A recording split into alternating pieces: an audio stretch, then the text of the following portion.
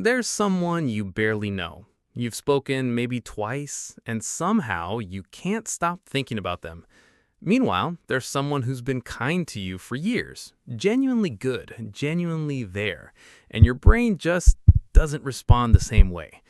That's not a character flaw. That's not you being broken or stupid or dramatic. That's your brain doing exactly what it was built to do, just not in the way you'd expect. Here's the thing about attraction. Most people think it's about looks or chemistry or that mysterious spark. And sure, those play a role, but the actual engine running underneath it, it's something much older, much quieter, and it started long before you ever met that person. Think about the first home you grew up in, the way love was shown there or wasn't, whether affection came easily or had to be earned, whether the people around you were warm and steady or unpredictable and a little hard to read. Your brain was taking notes every single day. And here's where it gets interesting. Whatever emotional pattern felt most familiar in that environment, your brain stored it as the template for what love is supposed to feel like.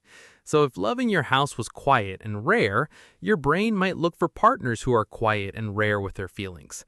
Not because that's healthy, but because it feels like home. Imagine you grew up with a parent who was sometimes amazing, funny, generous, present, and sometimes completely shut down or critical without warning. You never quite knew which version you were getting, and because of that, you were always a little alert, always watching for signals. Fast forward to now, someone treats you warmly all the time. No games, no distance, no unpredictability. And instead of relief, you feel bored, like something's missing. But someone else keeps you guessing, responds sometimes and goes quiet other times, suddenly you're invested. Suddenly it feels like something real. Except that's not actually chemistry. That's a pattern you were trained into. Your nervous system learned to associate effort and uncertainty with love, so calm and consistent feels flat, but anxious and uncertain feels electric. This is why attraction is so often confusing, because it's not always pointing you toward what's good for you.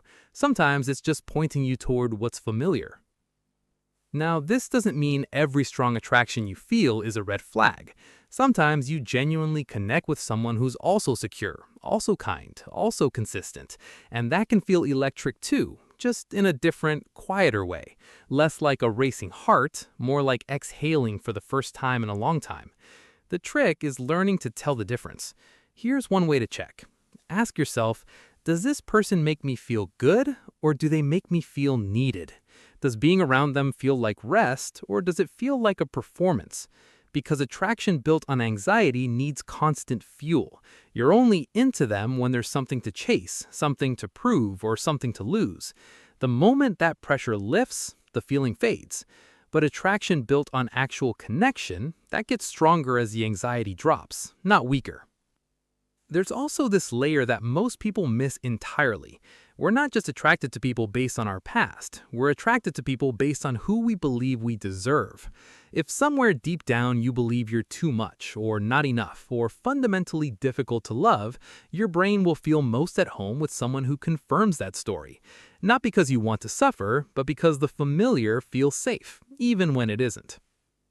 A friend of mine told me she kept dating people who needed fixing, not because she liked chaos, but because if she was busy saving someone else, nobody ever had to look too closely at her. Most people never connect those dots. Maybe you're someone who chases people who never fully commit, or maybe you're the one who pulls back the moment someone gets close. Either way, the pattern makes perfect sense once you understand where it came from. And here's what nobody tells you about attraction. You can rewire it. Not overnight, not by just deciding to like someone healthier, but slowly, by catching yourself in the pattern, by sitting with the discomfort of someone being genuinely good to you instead of running from it, by questioning the voice that says, this feels too easy, so it must not be real. Because the truth is, love that feels like relief is still love. The chase was never the point. It just felt that way.